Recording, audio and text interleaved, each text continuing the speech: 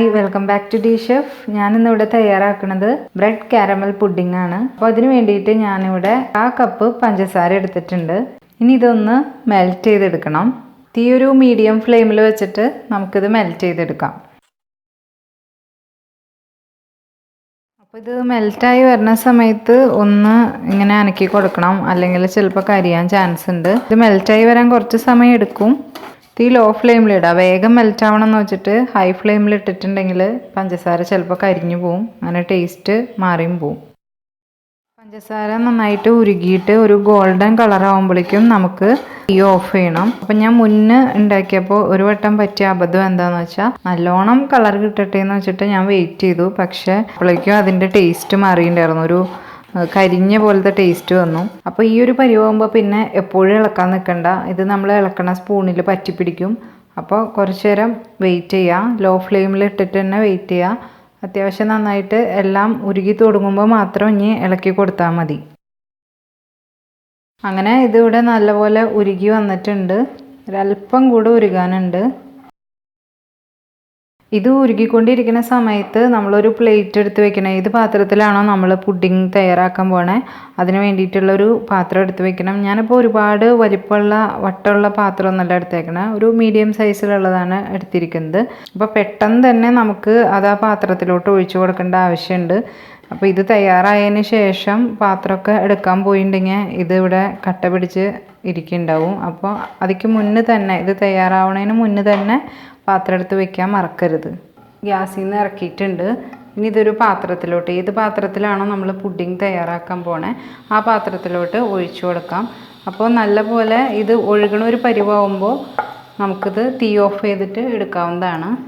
ഇനി ഇത് ഈ പാത്രത്തിൻ്റെ അടിഭാഗത്തൊക്കെ നല്ലപോലെ ഒന്ന് ചുറ്റിച്ചു കൊടുക്കാം. ഇത് പെട്ടെന്ന് തന്നെ കട്ടയാവും.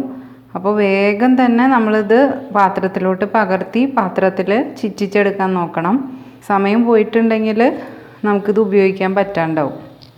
ഇത് പാത്രത്തിൻ്റെ അടിവശത്ത് നല്ലപോലെ ചുറ്റിച്ചെടുത്തിട്ടുണ്ട്. ഇപ്പം തന്നെ ഇത് ഉറച്ചു തുടങ്ങി.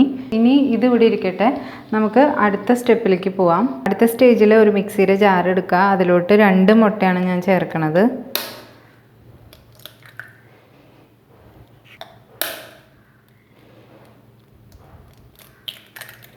മുട്ടയുടെ തൊണ്ട് വീഴാണ്ട് നോക്കണം.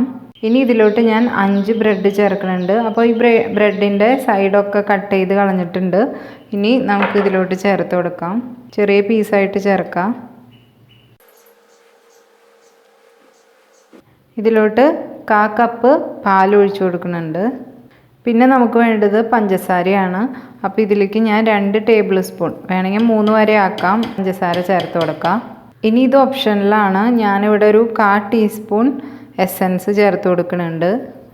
ഏത് ഫ്ലേവറാണ് ഇഷ്ടം അതിനനുസരിച്ച് ചേർത്ത് കൊടുക്കാവുന്നതാണ്. ഇത് ചേർത്തില്ലെങ്കിലും കുഴപ്പമൊന്നുമില്ല.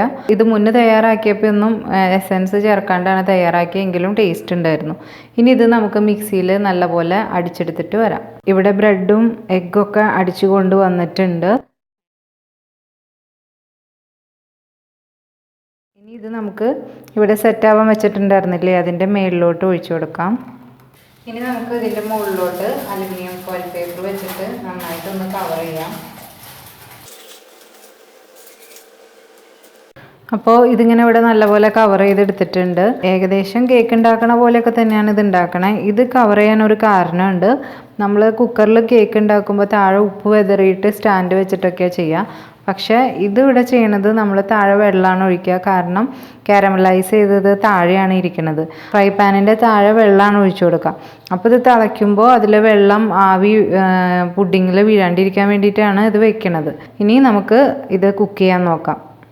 അപ്പോൾ പുഡിംഗ് തയ്യാറാക്കാൻ വേണ്ടിയിട്ട് ഞാനിവിടെ കുക്കറാണ് എടുത്തിരിക്കുന്നത്. ഈ കുക്കറിനകത്തോട്ട് ഇങ്ങനെ ഒരു സ്റ്റാൻഡ് വെച്ചെടുക്കുകയാണ്. കേക്കൊക്കെ ഉണ്ടാക്കാൻ ഉപയോഗിക്കുന്ന ഒരു സ്റ്റാൻഡില്ലേ അത് തന്നെയാണ് വെച്ച് കൊടുത്തിരിക്കുന്നത്. അപ്പോൾ ഈ സ്റ്റാൻഡ് ഇല്ലാത്തവർക്ക് നല്ല കട്ടിയിലുള്ള ഒരു കോട്ടൻ്റെ തുണി അടിയിൽ വെച്ചാൽ മതി. അതിനുശേഷം ഇതിലോട്ട് നമുക്ക് വെള്ളമാണ് ഒഴിച്ചു കൊടുക്കണേ. നമ്മൾ കേക്ക് ഉണ്ടാക്കുമ്പോൾ ഉപ്പാണ് ഇടാറ്, ഇത് വെള്ളമാണ് ഒഴിച്ചു കൊടുക്കണേ.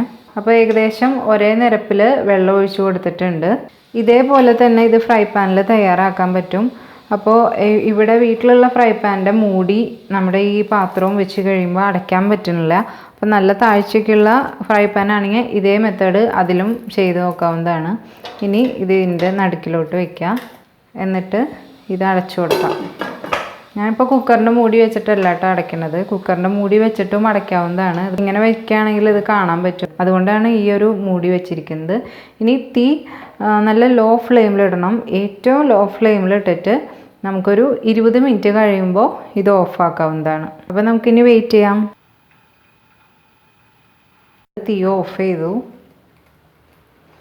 ഇനി നമുക്കിതിങ്ങനെ കുറച്ച് നേരം വെക്കാം. ഈ ചൂടൊന്ന് പോകുമ്പോൾ നമുക്ക് എടുക്കാവുന്നതാണ്. കണ്ടോ, ഈ പേപ്പറിലൊക്കെ വെള്ളം വന്നിട്ടുണ്ട്. അത് പുഡിങ്ങിലേക്ക് ആവാണ്ടിരിക്കാനാണ് ഇത് കവർ ചെയ്യുന്നത്. കേക്കിൽ ഈ ഒരു പ്രശ്നം വരുന്നില്ല, അതുകൊണ്ട് നമ്മൾ കവർ ചെയ്യാറില്ല. അപ്പോൾ ഒരു 10 മിനിറ്റ് കഴിഞ്ഞിട്ട് ഞാനിത് എടുത്തിട്ടുണ്ട്. ഇതിൻ്റെ സൈഡ് നമുക്ക് ഒരു ടൂത്ത് പിക്ക് അല്ലെങ്കിൽ വുഡൻ സ്റ്റിക്കൊക്കെ വെച്ചിട്ട് ഇതിൻ്റെ സൈഡ് വിടിയിച്ചെടുക്കുക. അല്ലെങ്കിൽ ഒരു കത്തി വെച്ചിട്ട് ഇതിൻ്റെ സൈഡ് നല്ലപോലെ വിടിയിച്ചെടുക്കണം. അല്ലെങ്കിൽ അത് ശരിക്കും വീഴില്ല പാത്രത്തിൽ. അപ്പോൾ അത് ഒടിഞ്ഞു പോകാനൊക്കെ ചാൻസ് ഉണ്ട്. അപ്പോൾ നല്ലപോലെ സൈഡൊക്കെ വിടിയിച്ചെടുക്കുക. അപ്പോൾ ഞാൻ വിടിയിച്ചെടുത്തിട്ടുണ്ട്. ഇനി നമുക്ക് ഒരു പാത്രത്തിലോട്ട് പകർത്താം. അതിന് വേണ്ടിയിട്ടൊരു പാത്രം വെച്ച് കൊടുക്കുക. അതിന് ശേഷം കറക്റ്റായിട്ട് ഇങ്ങനെ തിരിച്ച് തട്ടിക്കൊടുത്താൽ മതി.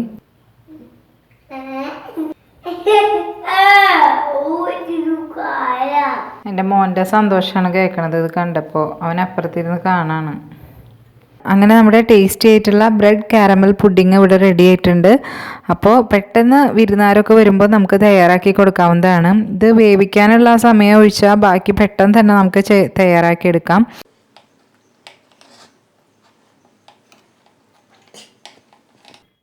നിങ്ങളെല്ലാവരും ട്രൈ ചെയ്ത് നോക്കുക. ആദ്യമായിട്ടാണ് എൻ്റെ ചാനൽ കാണുന്നതെങ്കിൽ ചാനൽ സബ്സ്ക്രൈബ് ചെയ്യുക. വീഡിയോ ഇഷ്ടപ്പെട്ടിട്ടുണ്ടെങ്കിൽ ലൈക്ക് ചെയ്യുക, അതേപോലെ ഷെയർ ചെയ്യുക. നിങ്ങളുടെ അഭിപ്രായങ്ങൾ കമൻറ്റ് വഴി അറിയിക്കാൻ മറക്കരുത്. Thanks for watching. Bye from D chef. Thank you.